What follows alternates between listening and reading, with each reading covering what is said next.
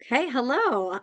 So I want to introduce myself. I am Rabbi Greninger. I'm the Rabbi of Lifelong Learning at Temple Isaiah, which is a Reform synagogue in Lafayette. And I'm really excited to be here today with my friend and colleague, Steve Hassett, Reverend Steve Hassett, who is an Episcopalian priest and is currently serving a congregation in Vallejo. So hi, Steve. Hey, Rabbi, nice to see you again. Yeah. So we like to meet up every now and again to have interesting conversations about our different traditions and ways in which they are similar and different, and sometimes overlap, and sometimes approach similar topics, but maybe from different directions. And we were talking recently about the seasons that we're in, because we have different calendars, right? The Jewish calendar and I would say the Christian calendar, but it's more like the different ways that different Christian denominations kind of approach the holidays and the seasons. And we have had a prior conversation about how in the Episcopalian Church there are these sort of official seasons with certain sort of start and end dates. So you mentioned to me the other day we're in Easter season, and I was a little surprised because I thought Easter already happened like a couple weeks ago. Oopsies, turn that off. And so I thought we could talk about like what does it mean that we're in Easter season and where does it go from and to. And also, we in our Jewish community are in a particular season right now. It's called Counting the Omer, the season of the Omer, which goes from Passover to a holiday coming up called Shavuot. And from what I understand, Shavuot holds some parallels to Pentecost in your tradition.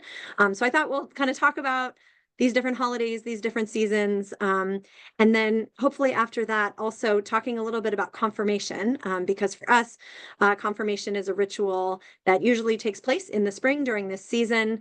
In some communities, it was actually tied to Shavuot. And you and I were talking about confirmation because it sounds like it's not particularly seasonal for you and your tradition. So those are the things hopefully we'll talk about. So I'd love to just start with, can you remind me, what does it mean that we're in Easter season and how long is it and what does it go from and to? Yeah, good, thanks. So, yes, a couple of years ago, whenever it was, sometime in the past, we did sort of a generic conversation about the calendar, and the liturgical calendar and the seasons and all that. And so, in the liturgical Christian calendar, Easter is a season, and it begins on really Saturday night before Easter Sunday. So the true liturgical commemoration of the event of the resurrection of Jesus happens at a service called the Great Vigil of Easter, which not all churches do because it's not an easy thing to pull off a Saturday night service the night before Easter Sunday.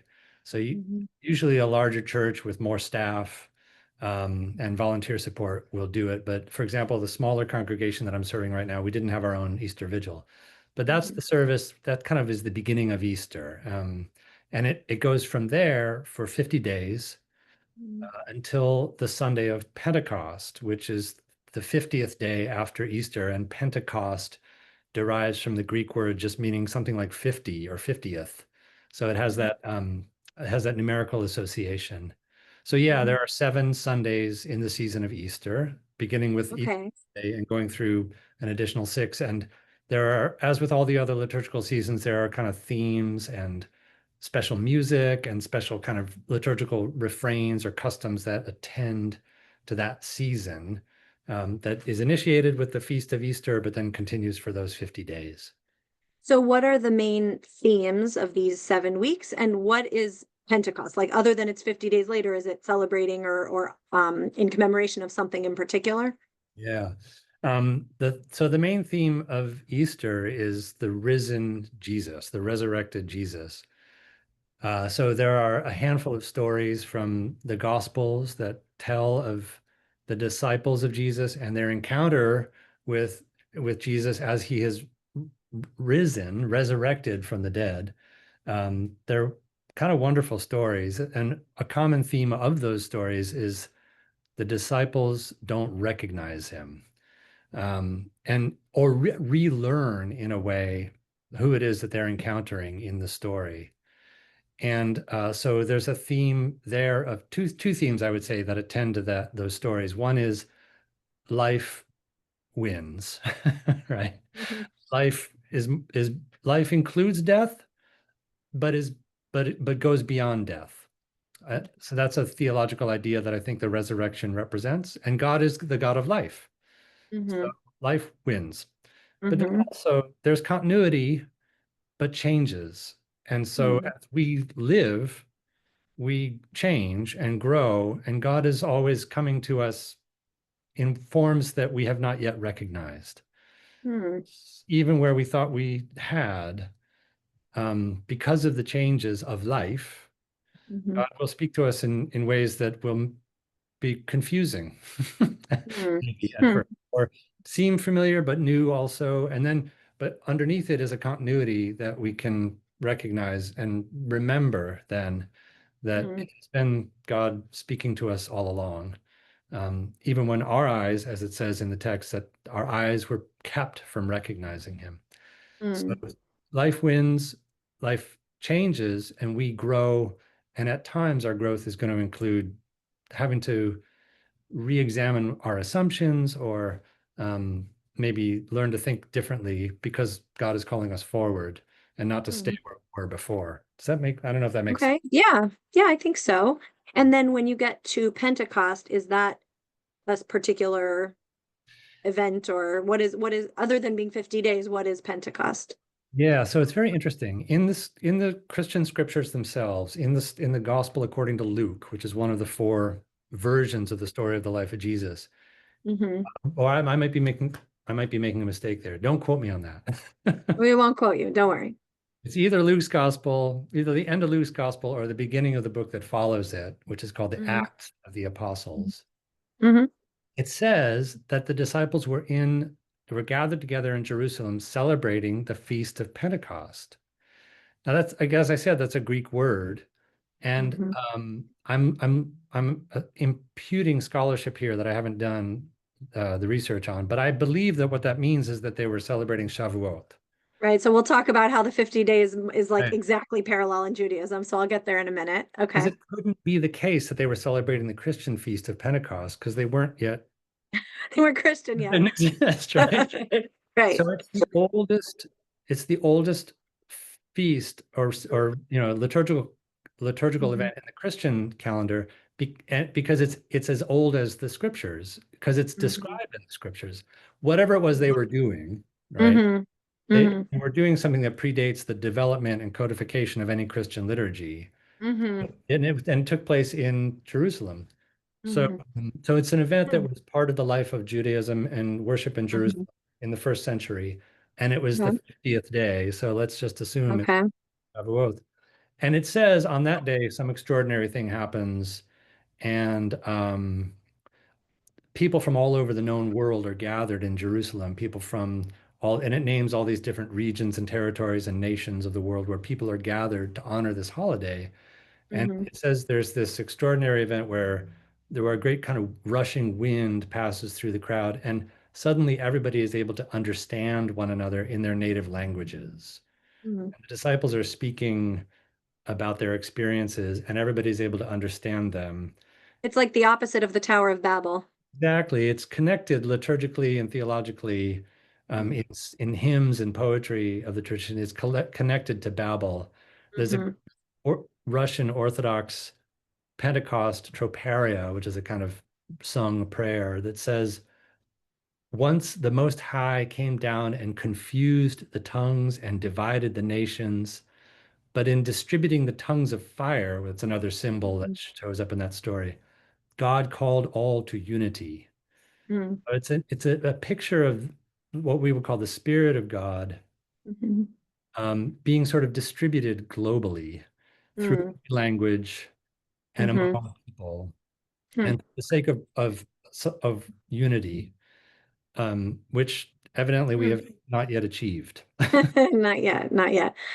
Got it. That's really And interesting. as a last thought, then, just that Yeah. it follows after some of the risen Jesus saying to his disciples, I'm going to go away again, like forever, but I will send my spirit to be with you. So the Pentecost story is also a story of how the disciples, the followers of Jesus, receive something of his quality, of his energy, his spirit, Hmm. that spirit of life, Hmm. which confronts death and overcomes it. Hmm. Um, and so there's a sense also of whatever was true about Jesus also being mm, mm, mm, sort of available to or granted also to all the people. Hmm. Um, Wow. he That's doesn't, really interesting. Really yeah, interesting. Well, I'll share a little bit about this season that we're in the Jewish calendar, because as with all of these things, there's some similarities and some, pretty big differences. The 50 days is really important because our season is also that length. So I mentioned we're in this season of counting the Omer. The Omer was a type of kind of grain that was brought to the temple, and you were supposed to bring these, sheaves, um, for a certain number for really 49 days. I'll talk about that in a minute. We don't do that anymore, of course. I mean, the temple in Jerusalem is no more, and that tradition is gone. But the tradition of counting these days continues. And it starts on Passover. So for us, of course, Passover is the holiday when we celebrate the Israelites going free from slavery. And we have, a Seder, a ritual kind of telling of the story of the Exodus. And so Passover is a holiday that is either 7 or 8 days, depending on your custom. Um, but the first night of Passover is usually the night of the Seder. And some people do more than one Seder, but the first night is particularly kind of special in the Jewish world. So you have the first night Seder, and then the second night of Passover is the first day of the Omer. So we start counting the Omer on the second day of Passover, essentially. And remember that Jewish days start at night. So it sounds like I think that continues in some Christian customs, like the Easter starting the night before. yeah. But in the Jewish calendar, the day always starts at sundown at night. So the first day of Passover goes from, evening through the next day. And then that second night is what we would call the first day of the Omer. So we count, today is the first day of the Omer. And then you count every night for 7 weeks. So it's just the same as you were talking about, 7 weeks. Um, it's not tied to a day of the week. So you were saying it's like this Sunday and a certain number of Sundays. So ours is not like that. Passover is whatever day it happens to fall in our Jewish calendar. Um, and then from that second night of Passover, we're counting every day for 7 weeks, so 49 days. And I was talking to kids recently about why 49? Like, what's special about 49? And they figured out, right? It's 7 days of 7 weeks, which is a very special number, because, of course, seven representing wholeness and completion. So 7 days of the week, 7 weeks, 49. So we count the Omer for 49 days. And then on the 50th day is Shavuot, is another Jewish holiday. And Shavuot is a holiday in which we are remembering the receiving of Torah, receiving of the Ten Commandments at Mount Sinai. And so we commemorate it with, there's sort of ritual chanting of the Ten Commandments. There are some customs of actually staying up all night to study. It's called Tikkun Leil Shavuot, to be up all night studying. And it comes from the idea that Torah was given in the morning, like at daybreak, and we're just so excited for Torah. We're going to stay up all night. Can't wait for it. It's actually become a custom in some parts of the Jewish world where these Tikkun Leil Shavuot events, these all-night events, aren't just study. It's not just like a learning Torah type of thing. All kinds of cultural programs, music, yoga, night of celebration. So not everybody does that all-night thing, but it does happen. Um, and there are some other customs as well. It says in the Torah that you were supposed to refrain from eating meat for 3 days before receiving Torah. So Shavuot has come to be associated with dairy food, since we don't mix dairy and meat. So Uh, one of the ways people observe Shavuot is by eating dairy foods. We have cheesecake or blintzes or, ice cream or whatever. So it's kind of the dairy holiday. A kid said the other day, but I'm lactose intolerant. What should I do? I said, it's fine, it's fine. You don't have to eat dairy.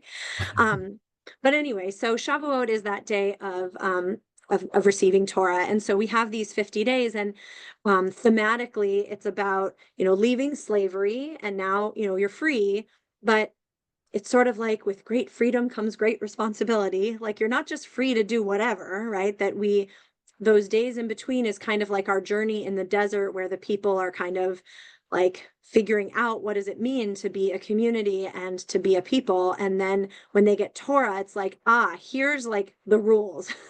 Here's how we can actually live. So guidance to the kind of life that we should be living. And so I think one of the overlaps of what you were saying is about kind of that focus on just life. What kind of life should we live? What kind of guidance should we have? And then, of course, just revelation, right? I mean, so much of the theme of Shavuot is about God revealed God's self. And my understanding of Christianity is that the role of Jesus is that, God was revealed through this person. And in the Jewish lens is that God revealed God's self through Torah, through these teachings. And so we are observing the kind of holiday to celebrate revelation on Shavuot. So that's what that kind of 50-day journey is in the Jewish community, is from, slavery to revelation, basically from freedom then to revelation. Yeah, Yeah. I And love that. in the ancient world, before the destruction of the temple in Jerusalem, these things were, of course, observed a little differently than they are today, in that these were pilgrimage festivals. People went to the temple and brought offerings of all different kinds of things, meat and other things, to the temple, specifically on three kind of big holidays a year. In the fall, it was Sukkot, and then Passover and Shavuot. So those are the three major festivals, pilgrimage festivals. And in particular, Passover and Shavuot being these days where you would bring your offerings, your sacrifices to the temple, and then they would have a big feast. Yeah. And so that was where, when you were talking about the feast on Shavuot, that comes from that kind of temple times. That is not currently a custom in the Jewish community. We don't have a big like feast of Shavuot. There is no such thing. There's these, study, and there's liturgy and things like that. We read Torah. I mean, some people get together and eat dairy foods, but it's not like a ritual feast in the same way. And for Passover, in the time of the temple, they would have a feast sort of in connection with this Passover sacrifice.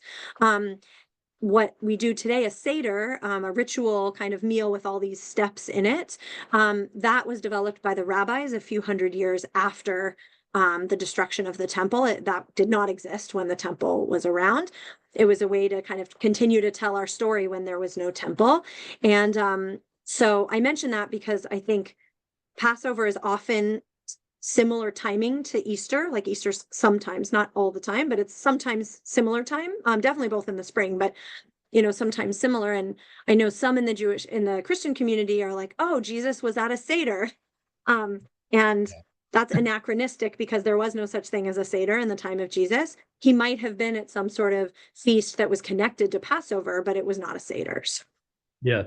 But then similarly, he might have been at a feast that was connected to Shavuot, and in the time of the temple, that would have made sense before the temple was destroyed. Right. And right. In the texts that tell the story of what's called the Last Supper, Mm-hmm. it is during the week of Passover, and they've gone to Jerusalem, as you say, Mm-hmm. for the pilgrimage. And Mm-hmm. two of the stories describe it as the Passover meal, that Mm-hmm. the Passover meal, not, Mm-hmm. not a Seder. Right. I guess the pilgrimage dimension of Shavuot would support the story told in that other text Mm-hmm. that has people from all over the Mm-hmm. mid-known world kind of showing up there for that reason. Yeah. Right, because that was, at the time, part of the Jewish practice was to kind of converge for those special days. And then once the temple was destroyed and Jews were exiled, the question was, how do we live Jewishly when we aren't in Jerusalem or near the temple, or can't, bring these offerings or sacrifices? And so that led to the development of different customs, and the Seder being one of them. And then another custom that developed in the Jewish community, but very modern, I mean, I think in the 20th century, is confirmation. Right. So we have in our tradition, in terms of life cycle events, when a child is born, we have a bris, a circumcision, or a baby naming. And we have, some special blessings that we say basically to welcome the child into the Jewish people, into the covenant with God. Traditionally, if it's a boy, that's done on the 8th day of their life. If they're not a boy, it's a more recent development of those naming ceremonies, and we do it on kind of whatever day that the family chooses. But that's, meant to be at the beginning of life to welcome somebody into the Jewish people and into this covenant that the Jewish people have with God. And then when you become at the age of 13 or older, but generally 13 is when we have bar bat mitzvah, the idea that you are now responsible for yourself. Up until that point, your parents are responsible for you and your Jewish life and your Jewish choices. And the idea is that at 13, you are old enough now to become, we say an adult. I don't know that adult is exactly the right word, but basically you're now accountable. Like you are responsible for your Jewish life, and the parents are no longer in charge of that. And so that ritual is something that kids do, I would say individually. They often, lead a service, they read Torah, they lead prayers. They kind of are saying, I'm taking ownership of this. Like Judaism is now mine. It's something I'm really taking on. So that happens around 13 years old.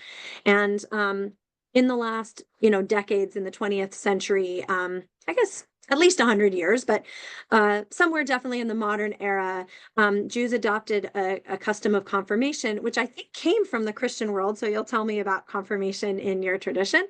But I do think that they adopted it from some iteration of Christian confirmation. But the way that it entered the Jewish space is that it's usually in high school, usually around 10th grade. End of 10th grade in the spring, we do confirmation, which is a group event. So like all the 10th graders together lead a service that we call a confirmation service, and they lead prayers and sometimes Torah reading, and depends on how they put the service together. But the idea is that they already became bar bat mitzvah, and now they're kind of collectively as a group confirming, this choice they made a few years ago. They're a little older, a little more kind of ready to make these commitments. And so in many communities, the confirmation class or confirmation program, they often study with clergy. Leading up to it, and then lead this service together. In some communities, that confirmation service was done specifically on Shavuot, because Shavuot was about receiving Torah. So, and kind of taking it on. So confirmation made sense. Like we are confirming, we're receiving Torah, and this is our tradition. When I was confirmed in 10th grade, I actually read the 10 Commandments. I chanted the 10 Commandments as part of my confirmation service. Nowadays, depending on the synagogue and the community, confirmation is not always on Shavuot itself, just because the way the Jewish calendar overlays with the kind of Gregorian and secular calendar. Sometimes Shavuot's in the summer, after the school year ends, and it can be hard to do these sorts of things when people have started to go to camp or whatever. So some places still do it on Shavuot and some don't. Our synagogue does confirmation every year in May, just kind of the end of the school year. So for us, it's actually coming up pretty soon here in May. Yeah. So I'm curious to hear about confirmation and where that fits into this whole puzzle for you. And from what you've said, it's also not particularly seasonal in that same way. That's right. Yeah, it is interesting. It's hearing you describe it in your tradition. It does feel like, there was some puzzle that could be put together in different ways. Like Mhm. some of the pieces are there, but they're not ordered the same way. Yeah. I think I told you when we talked about this last week in the Episcopal Church. There's some quote that gets passed around and used a lot when we talk about confirmation. I think it comes from some English bishop, maybe early 20th century, who described confirmation as a right wandering history in search of a meaning. I love that expression. Because it keeps getting reinvented, but its Mhm. origins for us was that it's a rite of relationship and kind of a deepening of relationship between individuals and the communion of the church, the body of the church. I love that you describe it in your tradition as being something that people do collectively as a group. I would Mhm. say we don't share that. It does focus a little bit on the individual making their commitment, Mhm. uh, Mhm. a sort of an adult commitment. Um, but it liturgically has its origins originally in the rite of baptism, which was the initiatory rite by which a person would be received and into the church and converted into Christianity. And in its Mhm. very early days, again, the earliest records reveal that all liturgy was local. So Mhm. Right. Antioch they did one thing, and in Alexandria they did another, and in Syria they were doing something else. So they weren't uniform across the early Christian world, but but they had certain characteristics in common. And all baptism in the ancient world included both a kind of a ritual bathing with Hmm. water and prayers that were said over the person in this bathing, and also a ritual of anointing by marking their forehead with oil as a sign Hmm. of covenanted relationship, which I Hmm. think is just an ancient world gesture. Hmm. Hmm. And it would be the bishop of the community who would make that gesture, because through the bishop, all the people are in relationship with all the other people. And Hmm. as churches grew and grew in territory, and bishops were responsible for larger territories and more communities, the role of the bishop in baptizing was delegated to priests like myself, but the bishops preserved for themselves and have ever since the right of this seal, this anointing, the mark of this anointing with oil as a Hmm. seal of the relationship and as a sign of the relationship through the bishop with all other people in the same Hmm. Christian communion, not just your congregation. So bishops still, the confirmation is in some ways, it's really primarily about the individual making their sort of adult commitment Hmm. and having a kind of a covenanted relationship through the bishop, who is a sign of unity in the church, Hmm. through the bishop with whoever else the bishop is in communion with, right? Hmm. So somehow it extends in a way the sense of connectedness that is begun in baptism, but that's because it was originally connected to baptism as a second part of that rite. Hmm. Hmm. Somewhere in the third or fourth century, it gets kind of divided. Hmm. And that's why over the centuries, it kind of has taken on different meaning depending on, it would depend on how baptism was practiced in a particular community, right? Hmm. So it has changed. It keeps changing. I tend to focus on it as a way of yeah, focusing on our relationship through the bishop to all other people with whom the bishop shares communion. So that's every parish in the diocese, through the House of Bishops, all the other dioceses of the Episcopal Church, and Hmm. through the global Anglican communion that we're part of, all other churches in that communion, and kind of interdenominationally or ecumenically with other people that the bishop has any kind of sacramental or ecclesiological relationship with. So Hmm. it sort of treats the bishop as this like pipeline. Hmm. Like a connector. Yeah, Hmm. yeah, yeah, yeah. And through Hmm. you sort of have this now sort of quasi-sacramental relationship with the bishop. It's a sign of relationship, I guess is what I would say, Hmm. and commitment. Hmm. You know? Hmm. And so it sounds like, baptism might be done when you're very young or a baby, or you might not be making the choice per se, but then confirmation is when you're older. It could be any age. Yeah. Are there age restrictions or And limits or guidance or anything? there's sort Or of not really? yeah, it's kind of a minimum age that people tend not to go below. And Hmm. again, anciently, the original norm for baptism was that Was. Hmm. adults would be being baptized into a community. And it's Hmm. pretty quickly after that that we start baptizing infants. And then Hmm. there are lots of superstitions that develop around that Hmm. that aren't theologically grounded or aren't necessarily helpful.